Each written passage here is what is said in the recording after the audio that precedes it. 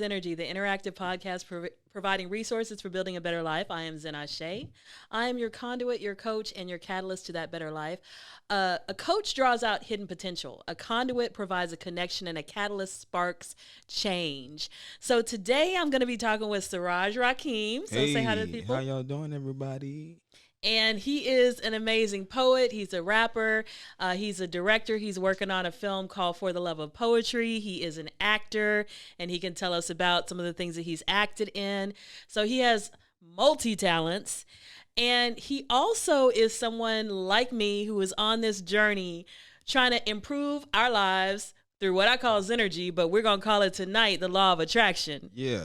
Trying to attract what we want into our lives, right. And to, regardless of where we come from, regardless of our past, regardless of what society would have set out for us and have planned for us to divine our own destiny and for us to decide where we're going. And so I wanted to start off tonight with a little bit of background on myself.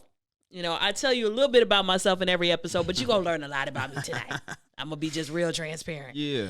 Because sometimes people have an attitude of, you know, oh, they just talk. They don't live this stuff. Mm-hmm. Well, that is not the case with me. Mm-hmm. I know it's not the case with Siraj either. Not at all. And so I'm going to talk to you about what I have lived. And I'm going to talk to you about why I have lived this way and where I probably would have been had I not taken in some of the teachings that I have been exposed to. So going back to before I was born, okay, my mother, she was going to Spelman, and she was engaged to this guy, and he graduated, and he said, I don't really need a black woman. I need a white woman. A white woman can do more for me than a black woman. And my mother was heartbroken. She had her whole life planned out with this dude. She left Spelman. She's like, there's too many memories here. I'm going to go back to Southern. And she met my father there. And my father was actually supposed to be a rebound. He was not supposed to be the one, because the one got away. So about 8 weeks after my mom came back home, she ended up pregnant. And my dad was like, now he knew the whole story, you know, all this stuff. That's kind of, you know, that's the timing. So he actually was going to break up with her. And he took her home, and he was dropping her off, and he watched my mom walk into the house because he was a gentleman. He watched her walk into the house, watched her walk up to the steps, and she had just told him that she was pregnant. She had told a couple other people. Well, when my grandfather, my mother's father, opened that door, he started beating my mother with his fist because she was pregnant. She wasn't married. And my father saw that. He walked up the steps. He took my mother into his car. He said, we're going to the courthouse to get married. Just in case that's my child, I'm not leaving you in a situation like this. That is how my parents' marriage started. Okay. So I grew up in a household where there was tension, where my father kind of felt trapped by my mother, and my mother felt like this was not the life she signed up for. And that could have led to me having a lot of insecurity issues, because every now and then my dad would be like, I don't even know if you're mine. I don't know why you expect me to do all this stuff for you. You know, even though he was a great man, and I'm so grateful for so many things he did, that was one thing that he did that was a little painful. So being a kid who feels unwanted, I could have gotten into all kind of trouble. Add to that the fact that before I was 12, I had been raped and molested by a family member. That could have led to me being a single mother. That could have led to me having all kind of problems. It did lead to a few issues, and somebody in my family knew, and they told me to be quiet about it. That's what happens in a lot of black families, you know. So I was one of those, you know, 60% of black women that gets molested or raped before they're 18. And I had low self-esteem. The person who molested me, who raped me, told me this happens to all pretty little black girls. So I didn't want to be a pretty little black girl. I was very tomboyish. I didn't wear makeup the whole time that I went to school. I didn't really want to wear dresses. I didn't want to be anything feminine, you know, because I associated femininity with vulnerability in a bad way. And that could have led to all kind of problems. But I did have some good role models that came in my life and said, hey, here's some books. Read these books. Here's people who overcame. Read about Maya Angelou. She was raped. She was molested. Look at all the things she's done. And so rather than see myself as a victim, I saw myself as a person that could overcome. And I saw myself as a person who could change what had happened to me in terms of I didn't have to let it define me. And, I still had some issues because being raised with some abuse in my past, I did end up getting married to an abusive man twice. One was physically violent. The other one was kind of emotionally abusive. I had to get away from both of those things. So I have been on a journey ever since I was a teenager, when I was a little suicidal, when I felt unwanted, overweight, unattractive, scared to be attractive. I had all these issues. Didn't go to counseling until I was in my 20s. Probably needed a lot sooner. But the law of attraction and being told that, hey, you have control over your attitude.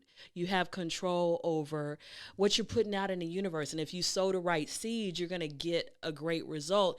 That gave me a lot of power because I grew up feeling helpless. I grew up feeling like a victim. But when I learned about the law of attraction, I also learned about just all the laws of the universe.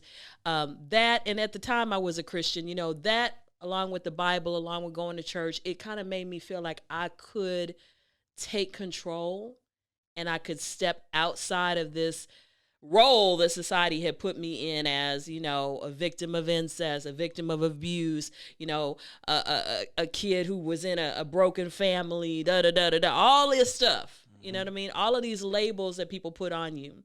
I didn't have to be any of those labels. I could actually begin to say, I am, and put something positive behind that. I am victorious. I am successful. I am favored by God. I am anointed. I am talented. And I began to say that about myself. And then I began to see myself differently. I began to write it down. I began to post it around my house, all of these words, because I really believe in the power of words, putting up things that remind you of who you are. So I wanted to share that with you, because I'm getting ready to do this goal setting workshop on the 2nd, and it's going beyond the vision board. And when I'm talking about putting together a goal setting toolbox, I'm not talking about theory. I'm talking about this is what I did so that I didn't end up a statistic. This is what I did, when I decided I wanted to go to college and got there on a full scholarship. When I decided I wanted to leave my marriage and I was not going to be one of those women under the poverty line, on welfare, barely making ends meet. When I decided I wanted to start a business, not just one, I have 3 businesses. All right. When I became a teacher and I said, I don't want to just be the average teacher. I have been nominated for Teacher of the Year 6 times. I've won twice. I've been runner-up 3 times. I have 2 national awards for teaching, one from the Nobel Foundation, one from the University of Chicago. I have a congressional award for activism. So, I'm not saying all of this to toot my own horn in a sense. I'm saying this because I'm grateful. Yeah. There were people that came into my life and they spoke life into me. They planted seeds in me. They put books in front of me. They put, role models in front of me. They said, look at Ruby Dee. Look at Diane Carroll. Look at these women. Look at Cicely Tyson. That's what they put in front of me. And I said, you know what? If Eartha Kitt can do this. Eartha Kitt was molested and raped, okay? If she could become an icon and overcome segregation, then who am I? I got many more advantages than she did. Who am I not to do that? So when I talk about putting together this goal setting toolbox, I'm talking about pulling those ancestors in that really can motivate you, pulling those books in, pulling those songs and those movies, and getting together as a group to kind of brainstorm what we can do so that we can move beyond, where we are and move to something bigger and greater and deeper. And so I wanted to give you a little bit of my background because I could have been something different than what I am, something much less than what I am. I could have been a failure. I could have been a victim. I could have been a drug addict. I could have killed myself when I tried to, but I did not have any of those things happen because of the things that happened to me that were stepping stones for me to attract into my life better things. And so, I wanted to kind of come to Siraj because I've been talking for a while, but I invited him on here because I know, just like I believe in this really strongly, and I know that it works. I know that what you think, what you put into your heart, what you speak out of your mouth, it can totally transform your life. I know that this man knows it too. I know he does. So what do you want to tell us? Like, how did you first get introduced to like the law of attraction and all of that? Like, how did you start? Why did you start? I stumbled upon it. Like, okay, so like in 95, 94, 95, I was going through a rough time around this time. I wasn't working. I had got laid off. I had a daughter at that time. She was like 1 year old, and me and her mother had split up, and I wasn't trying to have that. Like, me and my mom, my dad had got a divorce when I was young. So in my mind, from that, since a kid, I always had a plan for me to have my kids to have a mother and a father. So when me and her mother broke up, that was rough for me. You know what I'm saying? So I was going through a rough time, but I was writing at the time. I was writing a lot of rhymes, but I was writing about what I was going through, the rough times and what I would do because of what I'm going through. And a month later, I'm going through my raps, and everything I wrote down had came to pass. Everything. But when I saw that, it's like a bell went off in my mind. It was like, ha. It's like, so what I began to do, I began to write about what I wanted to happen. Rather than me writing about what's going on, I started writing about things that I wanted to happen. And ever since then, I've been doing that, you know? You know what I'm saying? So it was like, I feel like I stumbled upon it. And so like for me, I saw the effects of the laws of attraction. I saw the effects of it. So, but then I began to study it. I began to read books about it. So I come from a background, my pops was in the Nation of Islam. So the first book I ever read was The Message to the Black Man. And what that book did for me, first of all, when I was a kid, I always was aware of a higher power, something greater than us that was in control of everything. I've always felt it. I always knew about it. I wasn't taught this. I just always knew it. I always felt it. I can remember getting my diaper changed, and I've always had a divine presence with me and communicating with me in some kind of way. Like, I heard about, they say Jesus spoke in the crib. And when I heard about that, it brought me back to, I can remember getting my diaper changed. And I've always had a conversation going on in my mind. So I couldn't talk at the time, but I've always had a conversation going on in my head. And I've always operated from the mental space in my heart space. Always have. So once I began to read about the laws, first of all, when I first found out about it, I thought I was the first one that knew about this. I thought I was like, it was something new. But as I began to study it, it's this thing been around since the beginning of time. Yeah. So I'm thinking I was something. I found out I cracked the code. Like I'm the only one who know about this thing. You know what I'm talking about? But and YouTube wasn't out at the time, like 96. It wasn't popping like that. So once I began to get on YouTube, and I use YouTube to study. I studied all about this on YouTube. I watched a lot of videos about the laws of attraction. So once I started studying this thing, for me, it's like I always was using it, and then for me to hear about people talk about it, to me, it's like was that confirmation. Like it's real. This ain't nothing new I found out about. This been going on. This ancient knowledge. You feel me?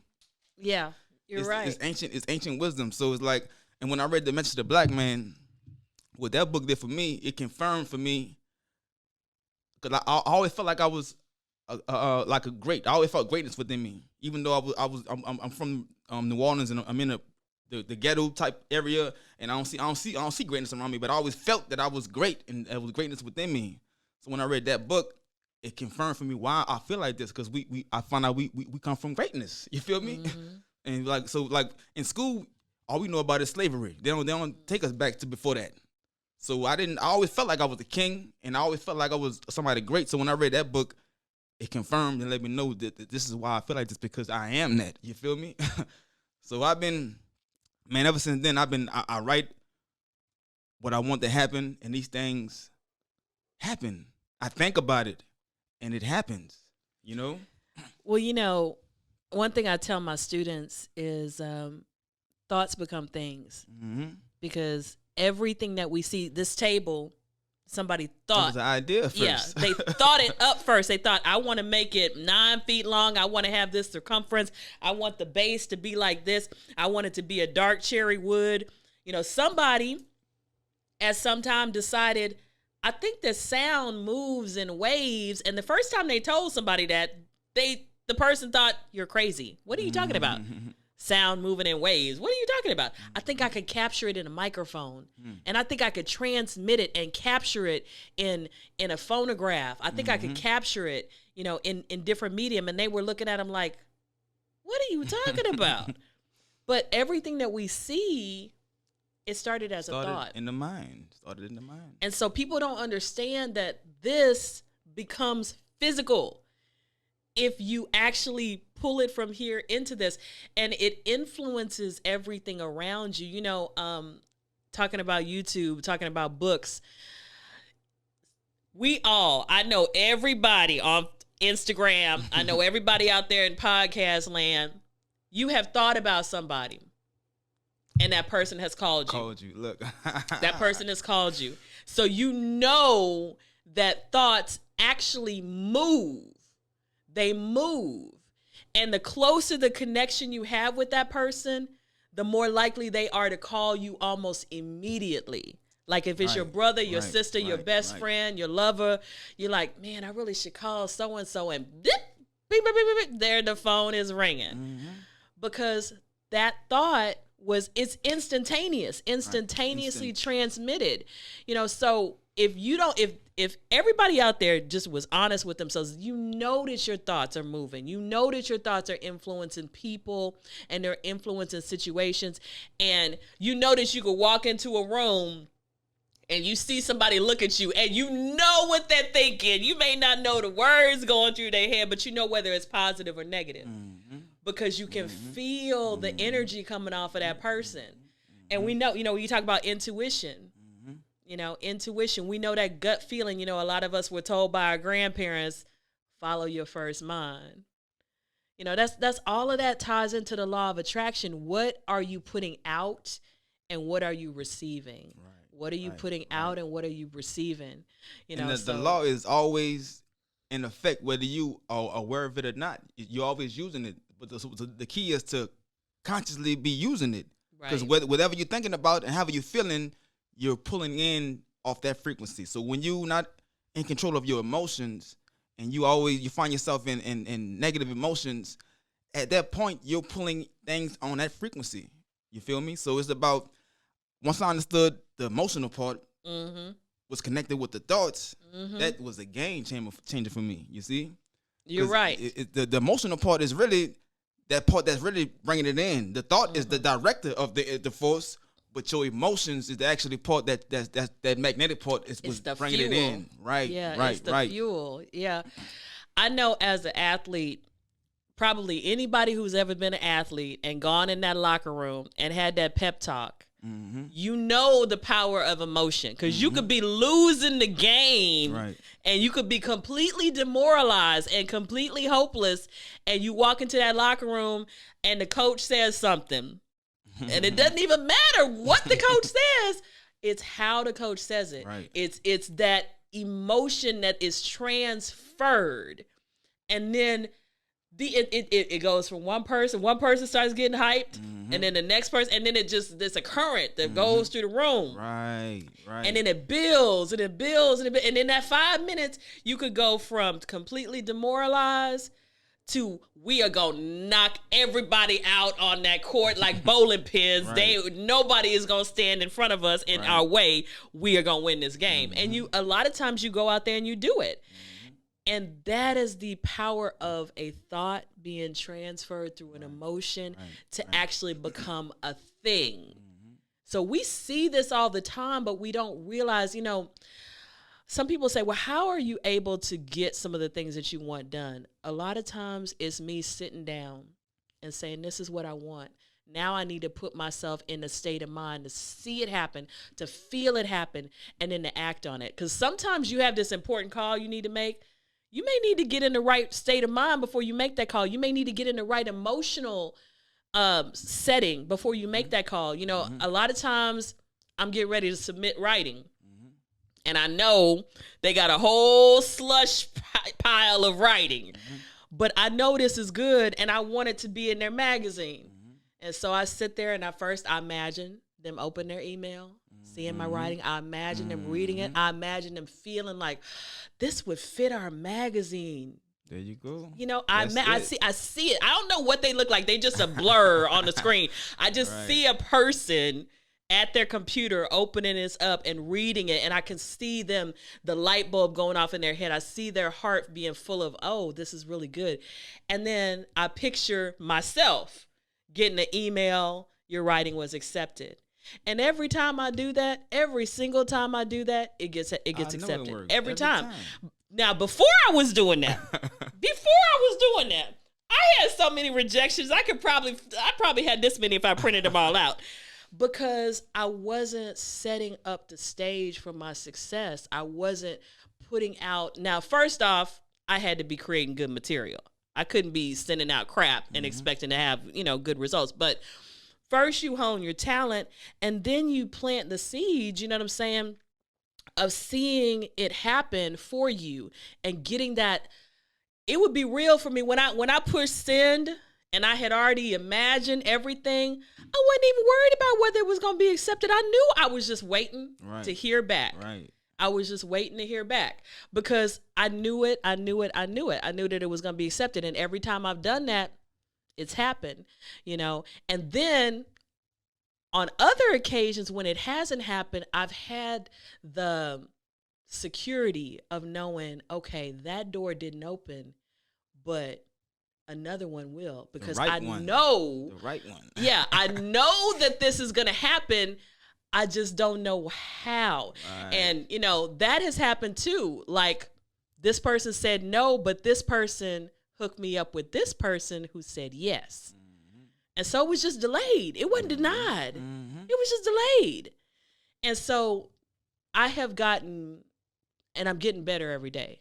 I've gotten really good at getting myself in the right state to receive. A lot of us are not used to receiving.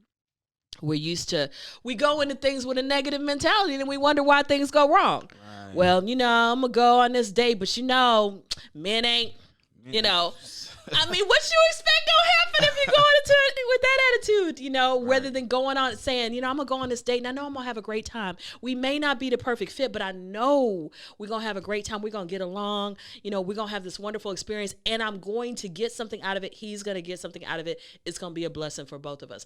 You can have that attitude, so what do you think about kind of setting yourself up for success with mentally? How have you done that? The same way you said, I see it. I visualize the things that I want. I do the same thing you do. You have to see it. Like, you have to actually use that God-given gift called your imagination. That's the imagination is the mind in action, and that's the way you bring it in. Like I said, whether you're trying to do it or not, you're doing it. So if you're thinking about the problem, then you're creating more of that problem. Right. If you're always thinking about the problem, but you got to get your mind on the solution. Put your mind on the answer, or just allow the answer to come and get your mind off the problem. By thinking about the problem, you're attracting more of the problem. And by feeling how you feel about the problem, that's going to create more of it too. So it's about getting in that right space emotionally and seeing yourself with whatever you want to have. And man, for me, it works. It's the law, and it works every time. Just like the law of gravity is always working. It's always in effect. And this law is always in effect. It's just about, we wasn't taught this though. We wasn't taught to think good thoughts and control your thoughts and control your emotions. Like when things happen, we tend to let things make us feel a certain way rather than control our emotions and say, nah, I'm gonna feel like this, rather than make a situation make you feel a certain way, And I've learned really how to not let situations make me feel everything to me is always working for you. No matter, even if it's bad, it's something you can't see beyond what's going on. But no matter what's happening, good or bad, it's always working for you. But you just have to know it and trust the process and go through with it, whatever's going to happening. But most people, like I said, when something happens bad, we from young we start doing that. If something happened, we get mad and get frustrated, and that emotion. Once you get that emotion you just there, you know, until it fades away. But what I've learned to not let situations make me feel a certain way. I affect the situation rather than it affect me, you know. I agree with you on that. I heard Tony Robbins say that he sets himself up for success every morning. He has a ritual every morning. He gets up and he goes through this, he has breathing techniques he does and different things he does. He takes a cold shower to get himself feeling invigorated, all the stuff that he does. He does exercises every morning. Me, I listen to affirmations every morning. And I change them up sometimes, but, I notice I've been doing that for 2 years now, pretty much every single morning. And I bless, Iyanla Vanzant has a book, called my mind went blank. You can Google "Blessing Your Head" by Iyanla Vanzant, but it's a thing where you basically bless your head. You basically bless. This is the seat of your consciousness. This is just the seat of your consciousness. So you bless it, and you thank God for this. You thank God for the wisdom here. You thank God for your ears. You thank God for the breath in your body that is sustaining your life. And you set yourself up in the morning to bless yourself. And first thing out of my mouth most mornings is thank you.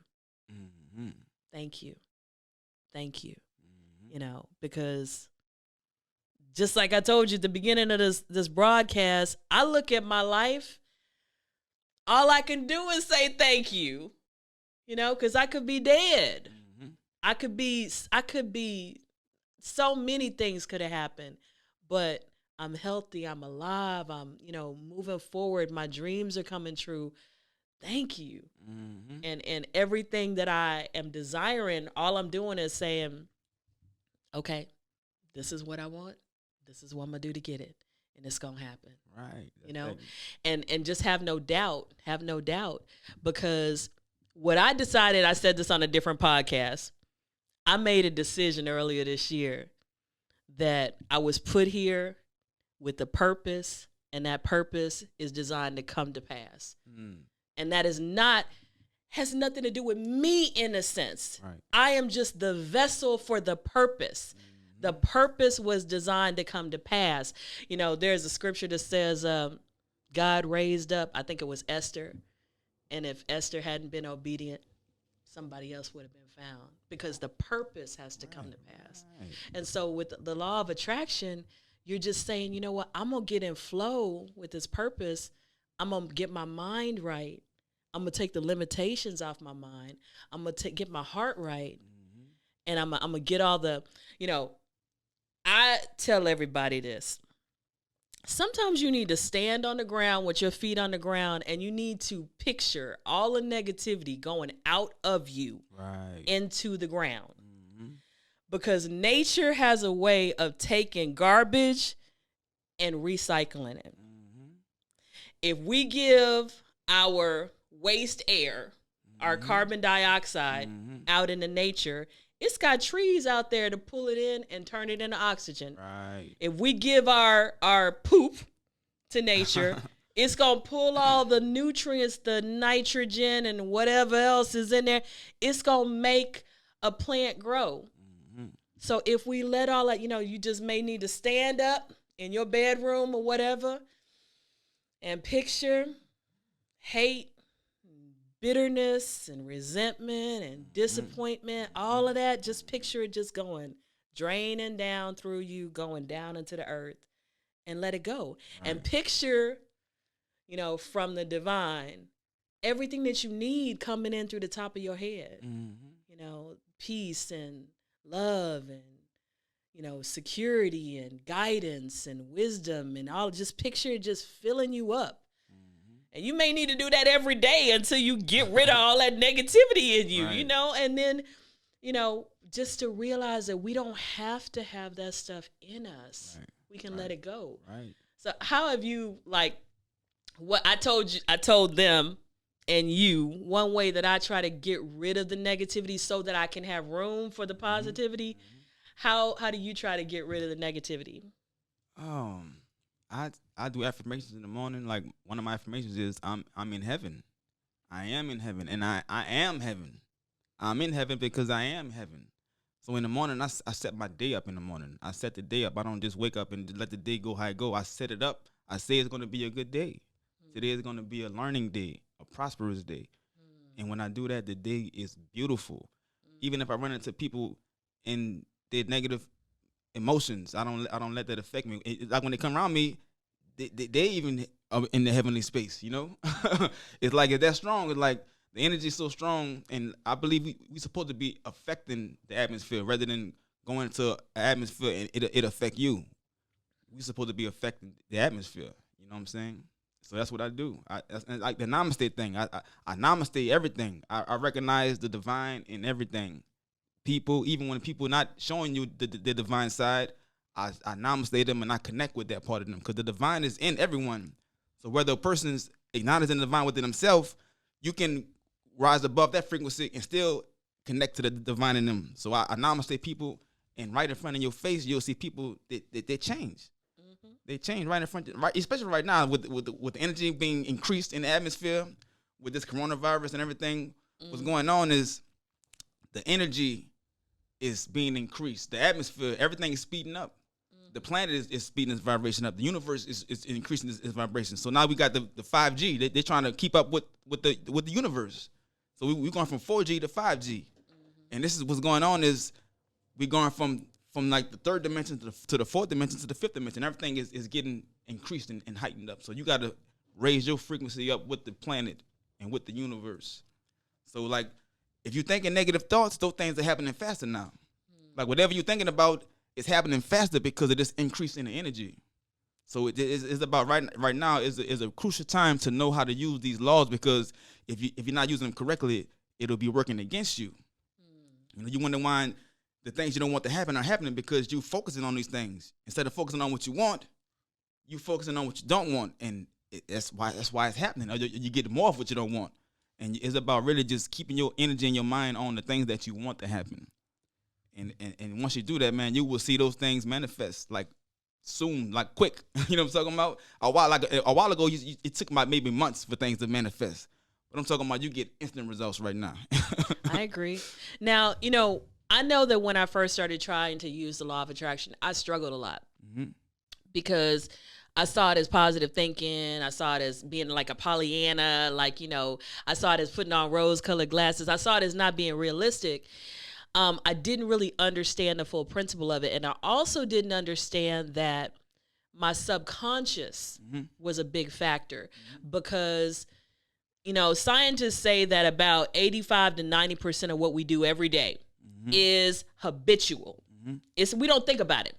We get up and we eat the same breakfast. We brush our teeth the same way. We drive to work the same way. We can even zone out driving to work because we've done it so many times. It's a habit, and we're operating on autopilot, and we don't even realize it. So what happens sometimes is, you know, somebody says something to you, you react automatically because you don't even think about it. You just react because you're so used to reacting to that particular stimulus that particular way.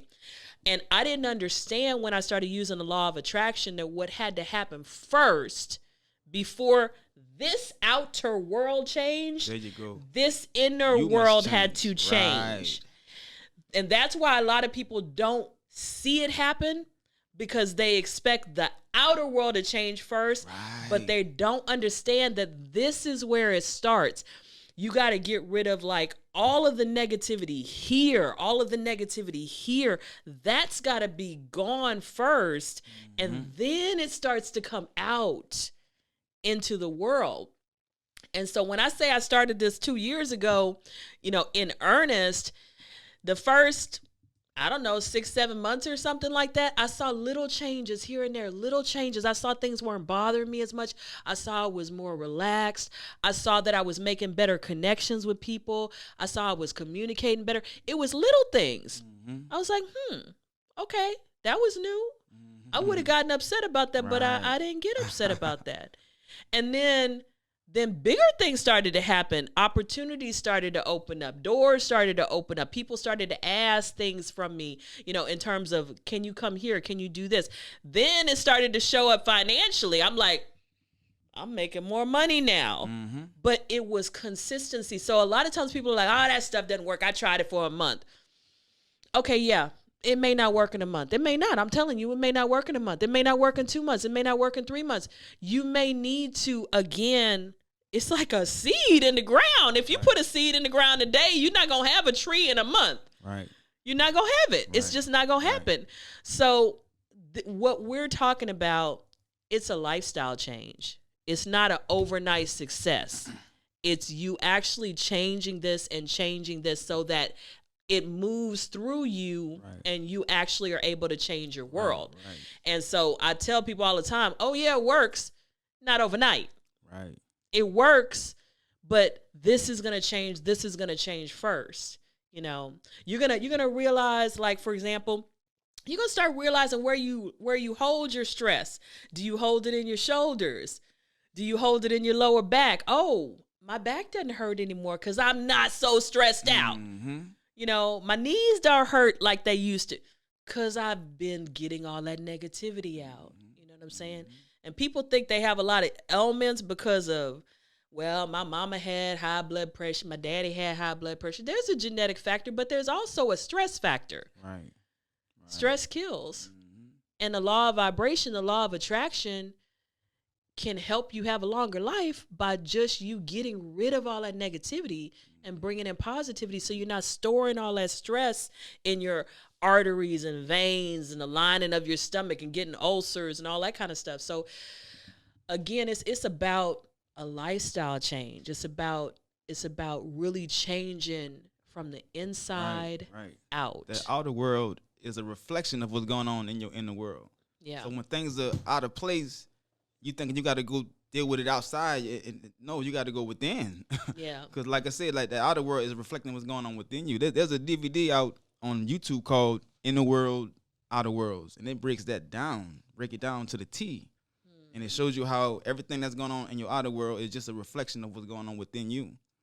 And so once you change, then your experiences start to change. And, you know, being a teacher, I've seen this a lot in education. Everybody knows who's been to school that there are kids that will act up in everybody's class, but there's that one teacher they won't act up in, right? Why is that?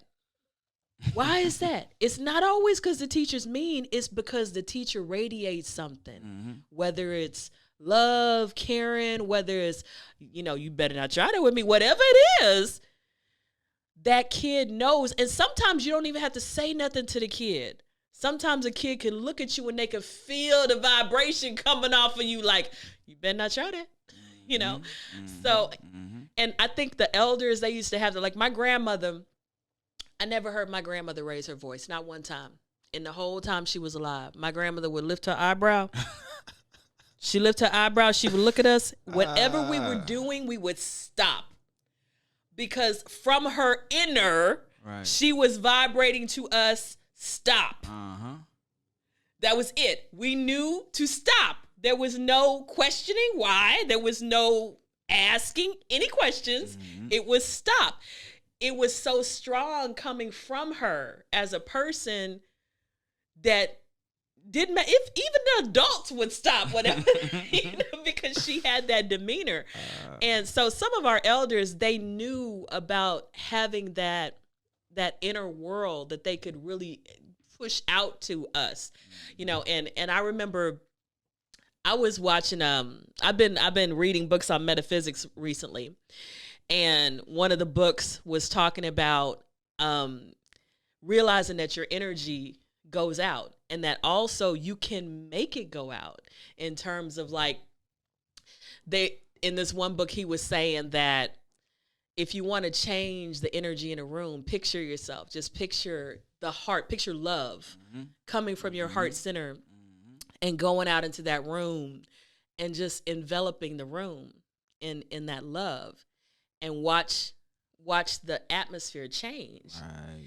And I remembered before I had listened to this you know, book, when I used to get on stage and set up my shows, that's what I would be picturing as I was talking to the people. I would be picturing, you know, when I would be talking to them about how this, what we're doing, this music, this comedy, this poetry is just storytelling. We've been doing this since we were people in villages.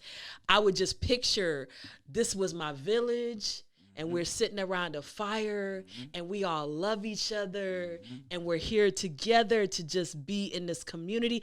And I would just feel this love and I would just go, into the audience. and people would come up to me after the show and they would be like, there was just so much love in the room. It just felt so good. The energy I just felt so much love in the room. And at the time, I was like, oh yeah, okay, that was great. I'm just so glad you did. I didn't actually realize until I read that book that was an effect from you. I was doing it. You know what I'm saying? I was doing it. And then the people who came on stage who were loving what they were doing and loving connecting with the audience, they were adding to it. And they were putting out their love. And it was just love everywhere, just love all over the place. That's what I do. Before I go to them shows, my whole purpose for doing poetry is to vibrate love to the people in the crowd and love and just good energy. Because I know they got people in the audience who want to be up there, but they're afraid. So I be trying to inspire other people to find their own purpose with my light. You know what I'm saying? That's what I be trying to do. That's what I be doing. Speaking of light, you mentioned not letting the atmosphere change affect you, but changing the atmosphere. I have these shirts and they have the flame on them. And that was one of the ideas for my luminous design, is that when you have a dark room, it only takes one candle to light up a dark room, and it's not dark anymore. It may not be bright as sunlight, but it's not dark anymore. One candle changes that whole room. Right. One spotlight can change a whole, you could put one spotlight outside your house and it could light up the whole street. Right. So being the light is so powerful, and sometimes we don't understand how much one light can change, because one light can make somebody else turn on their light, and then it could magnify. And so I think also about the law of attraction. Your vibe brings in your tribe. Yep. You know what I mean? And I realized that when sometimes people get on Facebook and they complain about the people in their life. And a lot of times when they do that, I say, what are you putting out? Because when I used to complain about the people in my life, when I really looked at myself, I needed to change. And when I changed, those people changed. They moved out. They didn't feel comfortable. They vacated themselves, and different people came in. Right. And I was like, the quality of the people that I'm attracting is different now. Right. And then every time I elevate my mindset, every time I elevate my goals, every time I elevate my lifestyle in terms of like being more disciplined, being more self-controlled, being more focused, being more positive, every time people go out and people come in. Every single time. And so now it's like the group of people that I have now in my life, it's a totally different group of people than the people that I had. Now, the only ones that have stuck around are the ones like you, for example, that we on the same wavelength. You know what I'm saying? We on the same vibe. But a lot of those people, they're not there anymore because they can't relate. They don't feel comfortable. You know what I mean? So, we are vibrational people. And all of this is, every sound is vibration. Everything happens from vibration. Everything is, even in stillness, there's still vibration going on. You see? And it's like your phone. Right. A person could be on the other side of the planet, and you pick up your phone and you call them, and you can talk to them in real time, even though they're 5 hours away. And the law of attraction, it works the same way. Those phones are showing you how the law of attraction work. So it's like whatever you're trying to get or you want, you have to vibrate to the frequency of that thing, mentally and emotionally.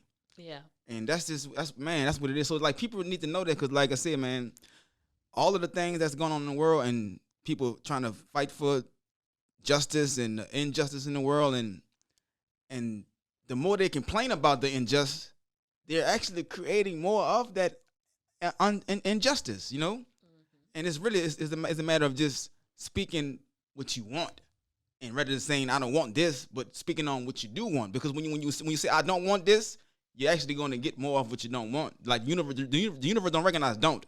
Exactly. It's picking up on what you're talking about. Right. So if you're speaking about the police brutalities and what's going on, you're not helping. you're creating more of that. So it's about just seeing peace, speaking what you want. Just like the phones where you got to vibrate to the frequency. Like if you want money, you can't be, even though you might not have the money, you have to feel like you have the money. You got to feel like a millionaire before you become a millionaire. Well, you know, one thing, Deepak Chopra has a book, I think it's called The 7 Laws of Abundance or something like that. And he said that if you want money, you need to start giving. Right. And I'm not talking about just giving. He's saying giving all the time, whatever you have. So he said, give everybody you see a compliment. That's giving. Right. You know, give people a hand. You know, you see somebody struggling with their groceries. Now I know it's COVID, you know, but you might want to give them open the door for them or something, you know, where you don't have to touch them, right. but give them a hand, because when you give, the universe is transactional. Just like I mentioned earlier with nature, we give the trees carbon dioxide, they give us oxygen. There's a transaction going on. Right.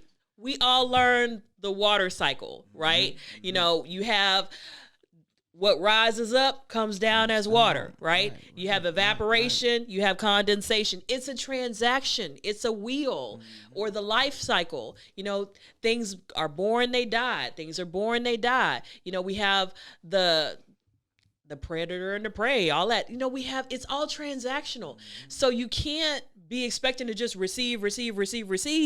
You got to actually put out, give to receive, to give. What we say in poetry, to give to receive. We say the energy that you give is the energy that you receive. You see what I'm saying? Exactly. It's transactional. So people are sitting here with their hand out, but they're not giving anything out to be getting something back. It's transactional. Everything is transactional. So the universe was created that way. That is how it works. And so if you're not in line with that, if you're not giving out whatever you have, whether it's help, whether it's advice, positive, you know, something constructive, then you can't be expecting stuff. Right. You have to actually be giving out to get something. One of my teachers was like, he said, are you paying the bills or are the bills paying you? And instantly I understood it, what he was saying. And some other people was like, huh? I don't get it. So it was like, are you paying the bills or are the bills paying you? So it's like money circulates. So if you have a problem with it going out, you got a problem with it coming in too. So when you pay the bills, you should be excited to pay the bills. Be happy to pay the bills. Be thankful that you even can pay the bills. Yeah. But see, when you paying the bills and you mad about paying the bills, you're not allowing that flow to come back. You're not allowing that circulation to continue going.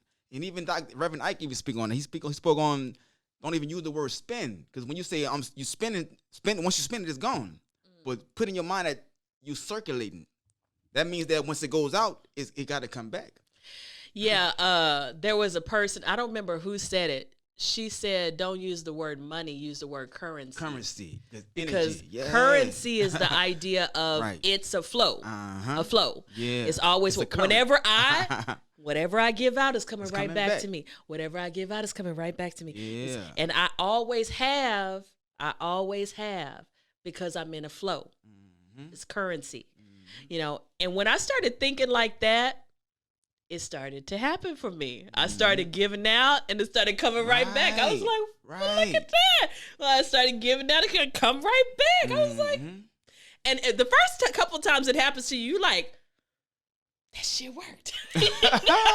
And then you're like, oh, I like this. I'm gonna keep doing this, you know. So it's really exciting, and it starts off small and it builds. You know what I mean? So it's just like anything else, it builds. So it's very exciting when you actually start seeing small, like on my sign, small changes, big results. A small change in just what you call money is. It can have big results. A small change in terms of your attitude towards money, rather than you hold it on to it like you can't let it go. Let it go so it can come back. Let it flow, you know? And also, I think some people, I know I had to do this. There's a book, Florence Scovel Shinn. I've mentioned her on a couple of podcasts. Yeah. That woman, she's dead now. But she used to say stuff like, I spend money wisely without fear because I know it's going to come back. Right. And I know that the universe is providing for me.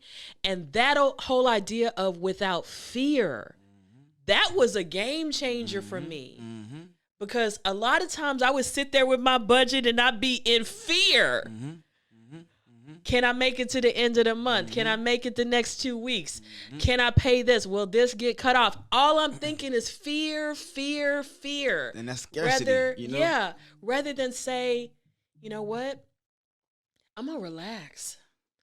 I'm going to just shake all this off. And I'm going to realize that God is abundant. Abundance is natural. Oh my gosh. I was about to say, and you said to fucking get it out. Abundance. That's natural. Abundance is natural. And I can just breathe and I can just make the best decisions I can, make the wisest decisions I can, and believe that doors are going to open for me. Opportunities are going to open for me.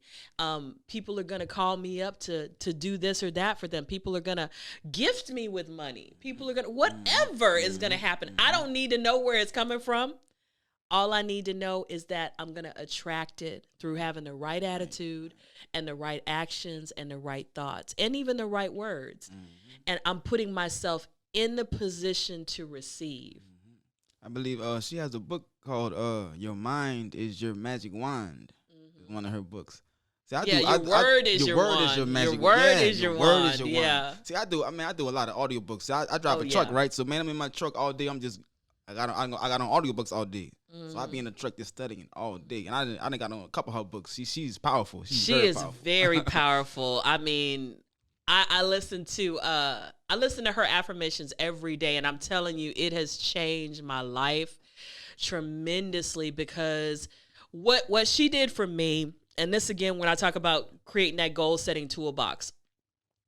Sometimes for me, I'm gonna speak for myself. I did not realize how low the ceiling was that I had on my success. When I started listening to her, it was like she just blew that MF up. I mean, she just blew it up. I was like, boom, the ceiling just went, it just disappeared. Because I realized that I was the one limiting myself.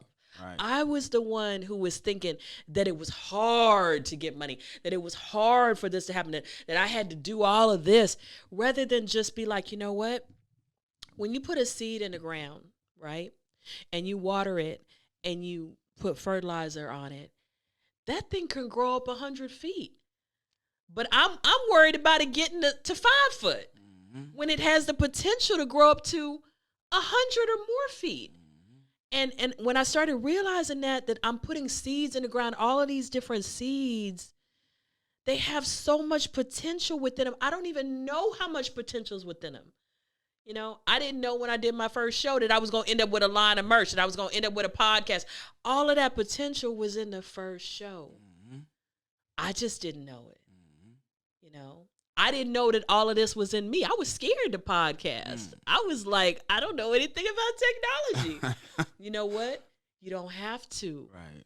Because you can get connected with the right people. Like, I'm wearing this shirt right here. Still Visionary Inc. Mr. John Ross Dyke, who is our videographer over there. Yeah. And again, people connecting with people, you know what I'm saying? I didn't know when I met him a year ago and he wanted me to come on his podcast that he was going to end up doing my podcast because I wasn't even thinking about a podcast. So everything just lines up. And when you start to take the limitations off and you start to say, I am a success. I am, she says something, I am experiencing my perfect self-expression. That is powerful to have the idea that I can perfectly express myself, that I can express myself completely fully, you know? And I thought I was expressing myself fully when I was doing the live shows, when I was publishing my poetry and my essays. I didn't know that I could be a motivational speaker. I could do the podcast, all of this. But God knew, Right. you know, and those, there were little seeds that were, put in me like, you should do a podcast. Me? I should do a podcast? Yeah, you should do a podcast. Oh, okay. I would think about it. So tell us kind of, I know you're an artist, so tell us about your art and what you do, with. Well, my poetry, like I said, I come from a music background. So, but I always wrote about just positive things, spiritual things. So my music was always on the poetry level. So when I'm doing poetry, my poetry really is just lyrics of songs without the music. You know what I'm saying? So, but now since I've been doing poetry, I write music, but now I write more of a poetry style poetry too, rather than it rhyming more. I talk a little more than making it worrying about it rhyming with the music. You know what I'm saying? But it's, man, the whole thing is like, for me, is finding your purpose. You know what I'm saying? Finding me, like, for me, I've been here for 3 years now, right? And from coming from New Orleans, I was doing music first. But right before I left, I started doing poetry. They had a little spot out there doing poetry, but it's not like out here. Like out here, poetry is booming. Out there, it's like every now and then somebody might throw a little poetry event. So I started doing the poetry a little bit. So when I got out here and I got on Facebook, I saw so much stuff came back about poetry. I'm like, wow. And I'm talking about y'all gets it in out here. You hear me? So it's like, man, my whole thing is, I believe that once you get on your purpose path, everything else that you're trying to do, you'll find it on that path. But people don't really put their purpose first. People like trying to find a wife, a husband, or people want everything else. But I believe that if you put your purpose first and get on that path right there, everything else you want is gonna come right to you, right on time, right when you want it to come, right on time. So I speak on my whole purpose is trying to help others find their purpose. I want to help those that haven't found their purpose to find their purpose. And to me, it's like, if you could just quiet your mind, because it's already within you. The seed has been planted within you, and it's about just quieting yourself and letting that seed fertilize and letting it come up. But like I said, you just have to just get all of the negative emotions out the way, the negative thoughts out the way, the fears out the way, the worries, the stress. Once you can do all of that, that's what will allow that seed to come forward, and you'll find what you're supposed to be doing. So like I've been solo single since I've been here for 3 years, and like God told me, look, get on your purpose path, do that, and you'll find that woman on that path right there. So when I'm out here and at these shows in the streets, I don't even be looking or trying to find a lady. You know what I'm talking about? And I'm worrying about doing my poetry, doing my music. I started doing this, the acting and stuff more out here. Now I'm filming my own projects. I'm working on the actually a chakra short movie. I'm trying to do a chakra movie. But I'm gonna have people actually playing the parts of the chakras and wearing the colors of the chakra, and just showing you how all that plays a part in you and your purpose and your body and your mind and your emotions.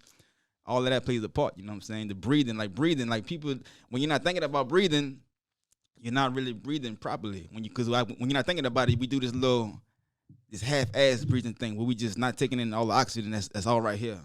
So if you could just learn how to breathe and take in all the oxygen and then push it all out, all of that stuff clears the mind and it relaxes the body. And once you can relax the mind and your body, you can allow that divine presence within to start talking to you and start letting you know what you need to be doing and how you need to be doing it. So that's why I'm coming out with the T-shirt brand Namaste, just to, as a reminder that the divine is within you and the divine is within everyone else. The divine is, everything is the divine. Everything is God expressing himself, whether you know it or not. The trees, the earth, the wind, the stars, it's all the divine, including us. We all are part of the divine. And once you recognize that, you can start to experience that part of yourself, I agree with you on that. I agree. I talk about how sometimes I'm in nature, and our ancestors used to look at nature a lot and see the lessons within nature, whether they were looking at the elephant or looking at the ant. Even in the Bible, it talks about, look at the ant, thou sluggard, how it is planning for its future. And even, sometimes you'll see on Facebook, people will have these memes from like movies like An Ant's Life. And there's really powerful messages in looking at nature and how nature works, and just really realizing that we can learn from the animal kingdom. We can learn from even just sitting by the water and just listening. The vibration of nature is perfect. So if you need to get away from stress, go sit by some water. Go walk in the woods. Let the vibration of nature just sink into you. That perfect stillness, that perfect peace with the birds chirping every now and then, the crickets going every now and then, the music of nature. Just let that just, be there and let you know that, everything will be all right. And it's free. You can walk in nature and it's free, and just get away from all the hustle and bustle and the noise and get quiet and get still. So those things are really powerful. So we are definitely going to play your music. I want you to tell the people about your music, because we're going to put it at the end of this episode. And also tell people where they can find you, because we're going to have to kind of close out the episode. Okay. So, well, the 2 tracks that I sent you is on my new project, Poetry Over Beats Volume 2. And that song, The Black Man's Magic, is me. I'm really breaking down the laws of attraction in that song. You know what I'm saying? Breaking down the science of it, So you can definitely, y'all going to enjoy that one. And, Let's Meditate. That's pretty much me just talking about how to use that creative energy or that sexual energy, how you can use that also instead of be wasting it. You know what I'm saying? Instead of wasting it, you can use that to create and to heal and to connect with that divinity within you. You know what I'm saying? Like people, we wouldn't talk the science of sex. You know what I'm talking about?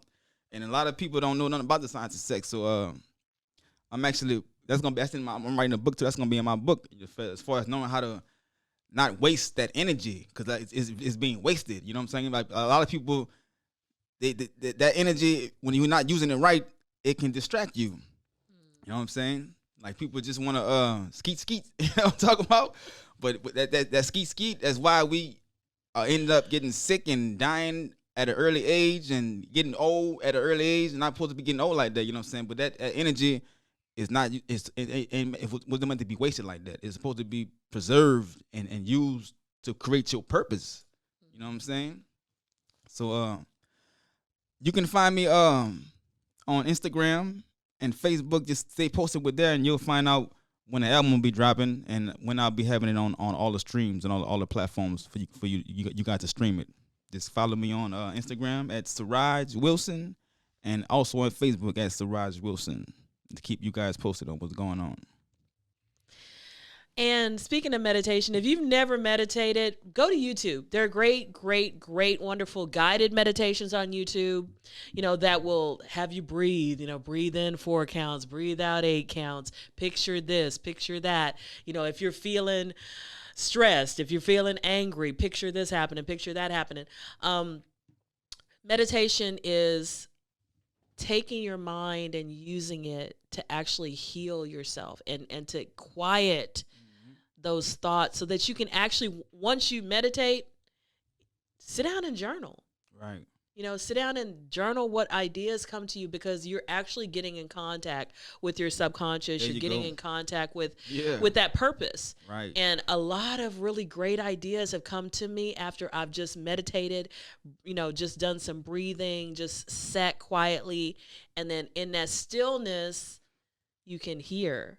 In that stillness, you can envision all the things that need to happen, and things can become very clear. All the clutter just goes away, and you have this clear path in front of you. So, but it does take time. The first couple times you meditate, it's probably going to your mind be going everywhere. Yeah, your mind going to go everywhere. But I use a lot of YouTube meditations. I bought books on meditation. I've learned, different breathing techniques, fire breaths, zazen breaths. All of that is super, super, super helpful. And also if you didn't know this, when you meditate, when you breathe, you actually take yourself back to what they call the alpha state. Mm-hmm. And the alpha state is that state that you get into right before you go to sleep or right when you wake up. It's when your mind is really suggestive and you can actually go in and rework your subconscious. You can actually get rid of a lot of garbage because your subconscious is malleable. It's actually maneuverable when you're in that state. That's that God part. That's the part that's doing all the do's. Yeah. It's got your blood flowing without you even thinking about it. Yeah. It does all the parts. So that's why when you write those things down, that's the subconscious mind is receiving that. And that's why those things are happening. Yeah. So, when you get in that alpha state and you are not in your normal conscious mind, but you're in this slightly more receptive mind state,